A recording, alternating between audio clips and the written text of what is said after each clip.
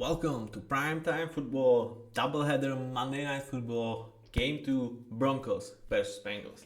My main storyline for this game is duty versus hope. And let's talk about that. Because for the Broncos, to me, it's kind of the duty to win. They were hyped up into the oblivion prior to the season. A lot of people had them winning the division. A lot of people had them as like a sleeper to go into the Super Bowl because of how great their defense was last year. Theoretically, they just upgraded, brought, for example, Hufanga and Dre Greenlaw towards that defense, also resigning Bonito. I'm like, yeah, that works. And also, Bonix in second year, a lot of people thought, yeah, this is going to be another leap for a young QB. On the other side, for the Bengals, it's kind of a hope game because you are going to this one without Joe Burrow. And the hope is we can be around 500 by the time Joe Burrow gets back, go on a run, get the wild card, and hopefully make a noise in the playoffs. So, duty versus hope. Now, let's talk about matchups. We will start with a matchup between Evan Ingram and Oren Burks. So, Evan Ingram is a guy that a lot of people thought was kind of like a missing piece for this offense because of how Sean Payton uses this, let's say, not very much blocking tight ends as this very, very nice, useful weapon, kind of most like big slot wide receivers. So far, he's played 2 games, he missed last week, and been kind of meh. On the other side, Oren Burks was a signing I absolutely loved for the Bengals because I thought for this amount of money, I absolutely love this guy. Now, he's been really damn impressive in terms of run defense, but in terms of coverage, he's been absolutely lacking. So can Evan Ingram exploit some of the areas that perhaps could be vacated by Oren Burks or Demetrius Knight for that matter, because Bengals linebacker core is actually really good in terms of stuffing the run, but in terms of coverage, they are struggling. And when you look at Sean Payton's offenses, when you look at how he's like to dissect things, quick passing, quick hitting, and guys like Evan Ingram can't make a ton of noise. So I'm a bit worried for this part of the field for the Bengals. Now, for the next matchup, let's talk about Garrett Bowles and Trey Hendrickson. To me, Garrett Bowles is very, very on the verge of having been named amazing starter by me. What really is kind of like pushing me down from that idea is amount of penalties that he got. But in terms of pass protection, I think he's like a top 7 at worst left tackles. He's an absolute stud.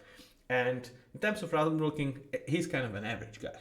On the other side, Trey Hendrickson is kind of the same for a pass rusher, but he is an elite pass rusher in my eyes, but not necessarily elite run defender. So this matchup really excites me because we are talking about guys that the best they can do is rushing the passer and protecting. Now they will face up. Who comes on top? I'm not sure, but both of these guys started this year very, very strong. Trey, as we know, is kind of a one-man crew, though Shamar Stewart is actually making some noise for the Bengals as well. Garrett Bowles is part of a very good offensive line, and has been protecting Bonix quite well this year as well. Now, the last matchup is, well, it doesn't get too much better than this. Pat Surtain versus Ja'Marr Chase. And let's be honest, Pat Surtain so far has not looked like a defensive player of the year that I think he won justifiably so last year. I'm glad that sometimes it's not just defensive linemen, it could be runners, and Pat Surtain had an amazing year. But this year he's been kind of struggling, like compared to like these amazing expectations that we do have for Pat Surtain. I'm not saying he's playing like a bad corner or like whatever. That's not the case. But compared to what Pat Surtain was last year, this is not super great. On the other side, Ja'Marr Chase, I mean, is he the one or is it Justin Jefferson? To me, this is kind of between these two guys. Or like at some point, like where are we going to talk about Puka? Because like that dude is just freaking crazy. But so far, I don't think he is in the conversation of Ja'Marr Chase and Justin Jefferson. And for me, for both of these guys, like the amazing thing that you can tell about them is like, okay, Ja'Marr had for a lot of his time Joe Burrow. So yeah, that's obviously great. But there has been stretches of games where he had Jake Browning and he still looked freaking amazing.